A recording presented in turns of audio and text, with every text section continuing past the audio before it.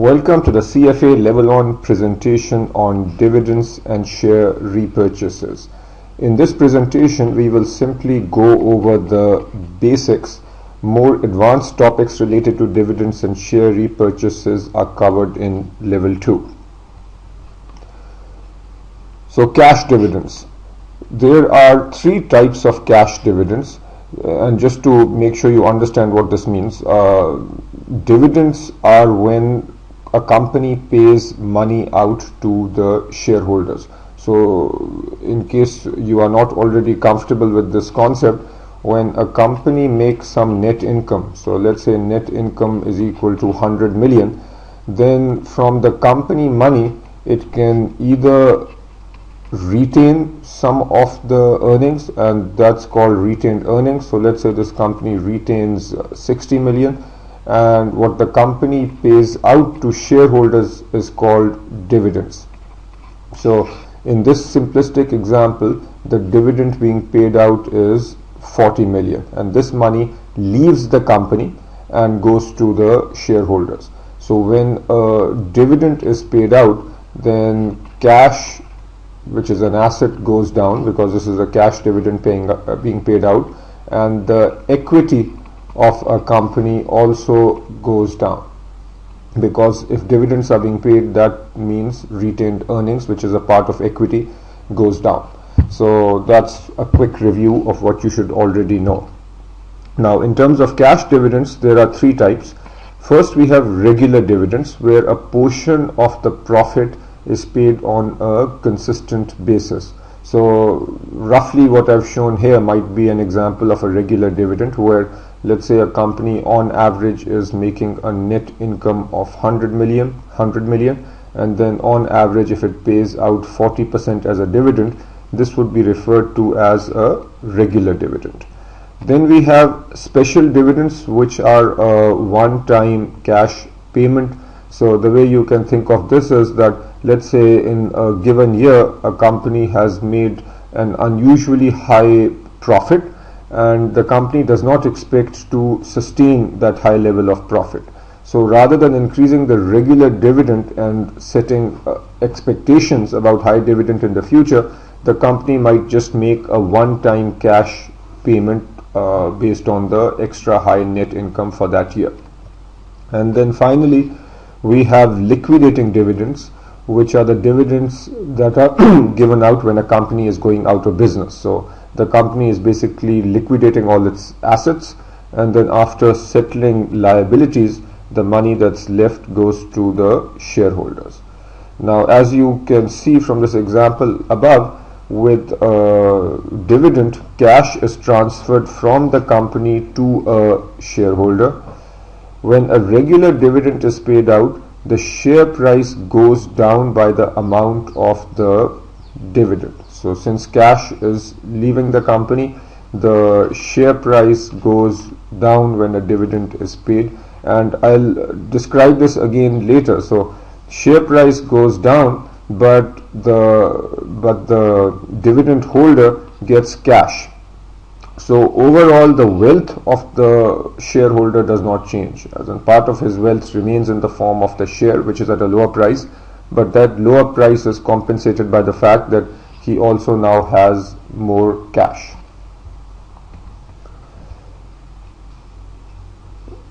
Stock dividends are dividends paid out in the form of new shares rather than cash, and usually expressed as a percentage. So for example, if you have 100 shares of FFC, and let's say this entity gives a 10% stock dividend, that means that after you receive the stock dividend, you will have 110 shares. But it's important to understand that when you get additional shares, your overall wealth does not change. So if with 100 shares of FFC, if let's say each share was worth 100, then 100 times 100 would mean that you have 10,000 rupees. But after the 10% dividend, simplistically put, your wealth will still be 10,000. So the per share price would go down. Stock splits are somewhat similar to dividends. The way they work is, let's take an example of a 2-for-1 split, and you have seen this before. Let's say that you have one share worth 100. In a 2-for-1 split, you now get for each one share is split into 2, and each share is worth 50. So similarly, you can have 3-for-1 splits or 3-for-2 splits, and that just is a way for a company to create more shares. So the number of shares outstanding, as you just saw, increases with stock dividends and stock splits, but the total value of the shares which is the market capitalization, does not change just because there are additional shares. And the reason companies do stock splits and dividends, simplistically put, companies want to keep their share price in a range, and research suggests that the typical range is between $20 and $80. And if a company does not split, let's take the example of companies like Oracle and Microsoft in the 90s. So both these companies, their shares split several times during the internet boom or the technology boom of the 90s. Had they not split their shares, then by the end of the 90s, the share prices would have been in the thousands. And as you can imagine, investors would not like to buy a share where each share is worth, say, 20,000. So when companies split frequently, that is actually a positive signal of future, of bright prospects in the future. But the key point is that companies want to try and maintain their stock price in a range such as $20 to $80. Examples of stock dividends and splits, I've already given that. So with the FFC example, we had a 10% dividend, and then I gave you the example of a 2-for-1 split also. Now, academic research suggests that market value tends to increase because dividends and splits are taken as a positive signal. So the theoretical point that I've been giving earlier has been, or let me just give you an example from my own experience. So in the 90s, I used to work for Oracle when the company was doing very well, and the stock split several times. So in theory, if you have a stock that's worth 60 and there is a 2-for-1 split, then that meant that after the split I had 2 shares worth 30 and 30. So that is the basics. But what would often happen is that a split would send a signal to the investors that the company is doing very well, which is why it is splitting the stock. And taking that split as a positive signal, lots of investors would wanted to then buy this share, which would drive up the share price. So very often after a split, the price would go up per share to 31. So people would actually become a little bit richer. However, this higher share price is because of expectations that, say, the company performance would improve. Let's say that we are measuring performance based on earnings per share, and if subsequently the earnings did not increase, then the market value would come down. Sometimes it would come back to 30, or at times if investors were very unhappy, it might even go down to 29 or 28. So that's an important point. For low value shares, liquidity might go down because brokerage fee becomes a higher percentage of each transaction. So this is not too critical, but just so you understand this point, the idea is that if you have very low value shares that split, so let's say for some reason a $10 share is split into 5 plus 5, and let's say that this is working in an environment where there is a fixed brokerage fee of $1 per transaction. Now notice that if there is a fixed fee, then the fee becomes a higher percentage for every share that is sold. So with this $5 share, and this is a made up example just to illustrate this point, notice that if I now sell a $5 share, I have to pay a $1 fee, so that becomes a higher percentage. So this point is, sometimes for low value shares, a split might make the transaction cost a higher percentage of the share price, which might decrease liquidity. That means which might reduce the number of shares that are bought and sold. If you don't quite get this point, not such a big deal. Okay, so what are the effect of dividends on financial ratios? Paying cash dividends decreases assets and equity. So remember your basic accounting equation: assets is equal to liabilities plus equity. So when a cash dividend is paid out, assets go down because cash is down, liabilities don't change, and if assets then are down, then equity is down. So what's the impact on liquidity ratio? Remember your most basic liquidity ratio is current assets over current liabilities. If assets are down, liquidity is the same, then this ratio goes down, so it becomes worse. Debt to assets ratio, remember assets down, so the overall ratio up. Debt to asset ratio becomes worse. So essentially when dividends are paid out, both ratios become worse. Stock dividends and splits do not have an impact on the above ratios because, as discussed, dividends and splits do not involve any payment of cash. Hence assets, liabilities, equity all remain the same, and therefore these ratios are not impacted. Now let's talk about dividend payment chronology. So anybody who owns dividend paying stocks should be familiar with this. But essentially, let's say that on 5th January, so let's just make a small timeline. So on 5 January, a company declares that it is going to pay a 10 rupee dividend per share. So this is called the declaration date. So this is the declaration date. Okay, and then actually on the declaration date, several other dates will also be announced. The next important date is the ex dividend date. Let's say that the ex dividend date is let's say 25th Jan.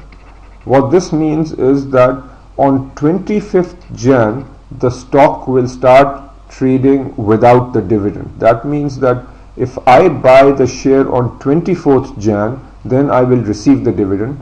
But if I buy the share on 25th Jan, I will not receive the next dividend. 2 days after the ex-dividend date, let's say 27th Jan, is called the holder of record date. So holder of record date, the way you can think of this is, let's say in these 2 days, the information at the company end is updated. Let's say we are talking about FFC over here. Obviously FFC needs to be aware of who all its shareholders are, and 2 days after the ex-dividend date, the company makes sure that all its records are updated, so the company knows who owns the shares, so that it can send the dividend payment to the right shareholders. And if you hold a dividend paying stock, you will realize that the dividend payment is actually coming directly from the company. In this example, FFC, dividends don't come from the brokerage house. So holder of record date is the date on which it is made. The company record basically states who owns the share. So it's based on this record that the dividend checks are mailed out. And then finally you have the payment date. So there is a payment date, and let's say that this payment date is 5 Feb. So this is the date on which the payment is mailed out. So this dividend payment chronology is important. Again, just to recap, the ex-dividend date is the first day that the stock trades without the dividend, and normally since it takes 2 days to settle a transaction, so that's why the holder of record date is 2 days after.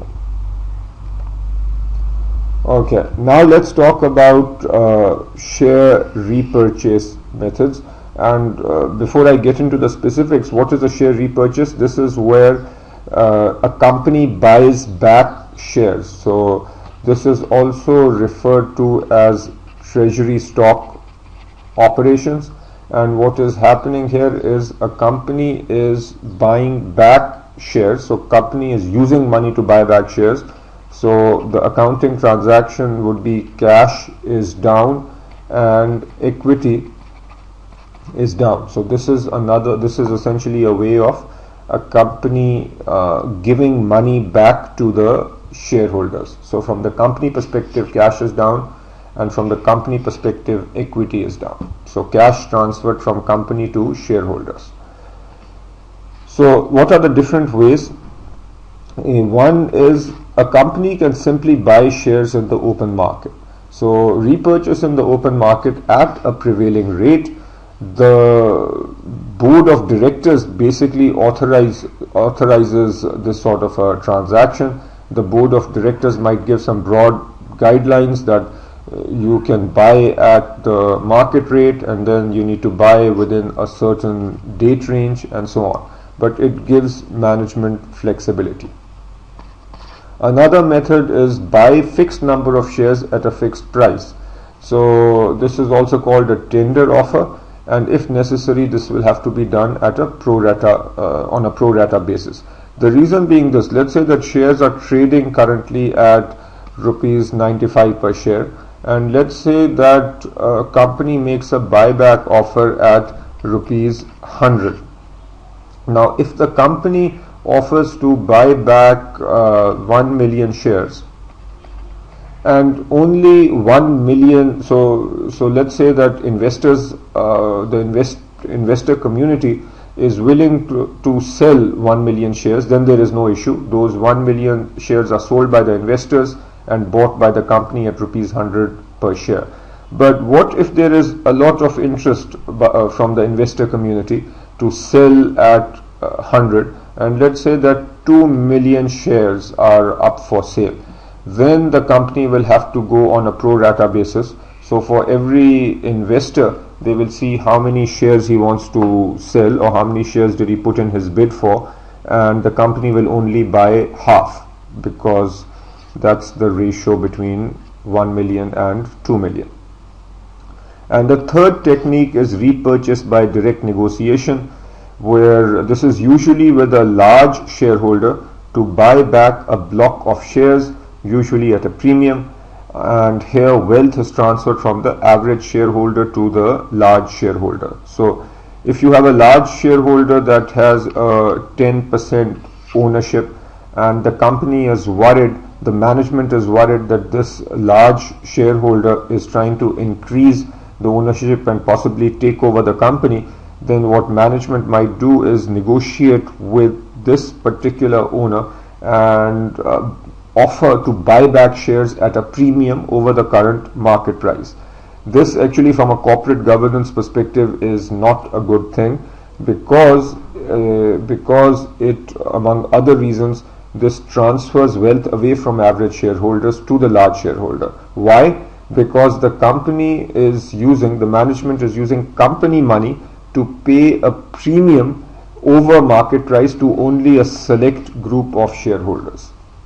So this is the third method.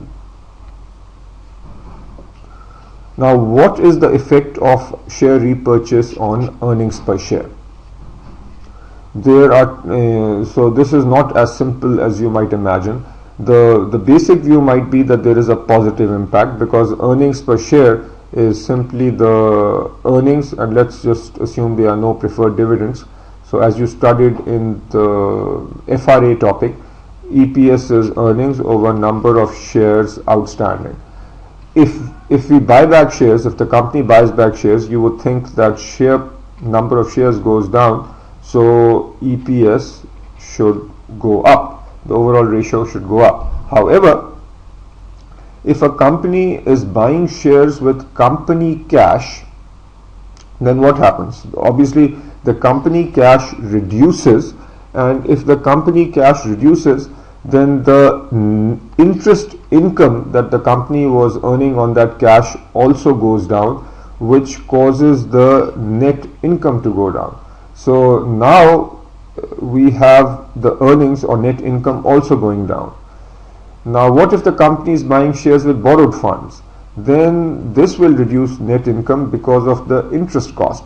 So what do we have here? So we basically are seeing that both the numerator and the denominator are going down, and then whether or not EPS is going down or up depends on the relative movement of the numerator and the denominator.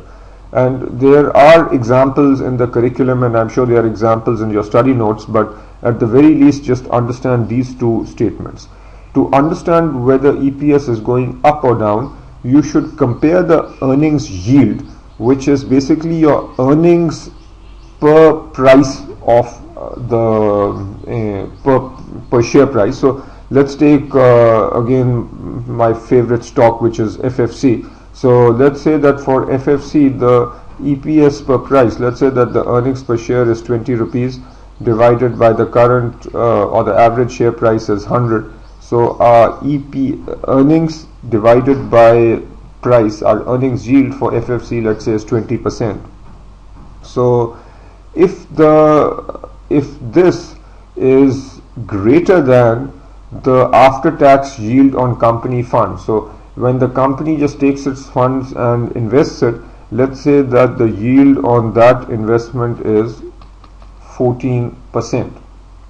So if you have this situation where earnings yield is greater than the yield on company funds, then EPS will go up. So the point here being that the shares are more profitable, so to speak, and if you buy back those shares, you are making a good investment. So you are taking money at 14% and making an investment that essentially has a higher return. Therefore EPS goes up. On the other hand, if the earnings yield is less than the yield on company funds, then EPS would go down.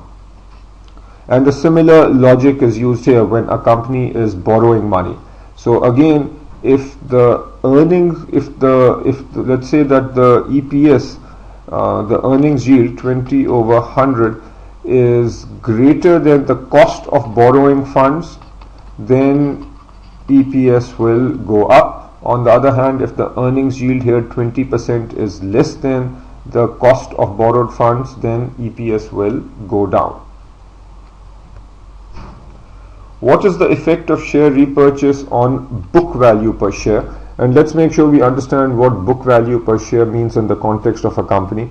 Book value for a company simply stands for the value of assets minus liabilities, which is essentially the equity of a company.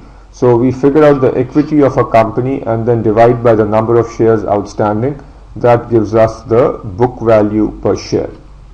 And all we are saying here is that book value per share will decrease if the repurchase price is greater than the original book value per share. So repurchase price is a stock price. So if the stock is repurchased for 100, and if this is greater than the original means before the transaction.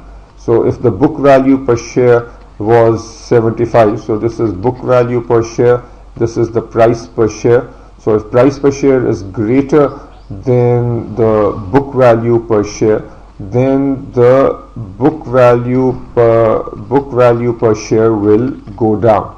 And the way you can think of this is that we are doing an expensive transaction here. So we are buying at a high price relative to book value, and since we are doing an expensive transaction, that will cause the book value per share to go down. On the other hand, if the price at which we are buying, let's say if we can buy on the other hand at 70, which is less than the book value per share, then this is a good transaction, so the book value per share will go up. Cash dividends versus share repurchases. So let's read this and then I'll talk about it. Cash dividend and share repurchases have the same effect on shareholders' wealth as long as other factors such as tax rate, signaling effect, etc. are the same. So as you hopefully have gathered from the discussion so far, for both a cash dividend and a share repurchase, you have cash that is leaving the company and going into the pockets of the shareholders. And simplistically put, as long as we ignore the impact of different tax rates, ignore the impact of signaling effect and so on, then a shareholder will be equally wealthy with either setup. And to explain this in I think from an exam perspective, as long as you know this basic picture, you are in good shape. But I would still encourage you to go through the examples in the curriculum and in your study notes, which do this through numbers. But the basic idea is this: when a company, let's say, has a share price of 50, and when this company pays a regular dividend of say $5, then simplistically put, the share price becomes 45 and the dividend is 5. So both in the before and after situation, the shareholder is equally wealthy. The way you can think of this is, first the shareholder had this one share worth 50 in his left pocket, and then after the dividend, the share price is 45, so that's in his left pocket, but in the right pocket he has cash worth 5. So overall the shareholder still has $50, so he is equally wealthy.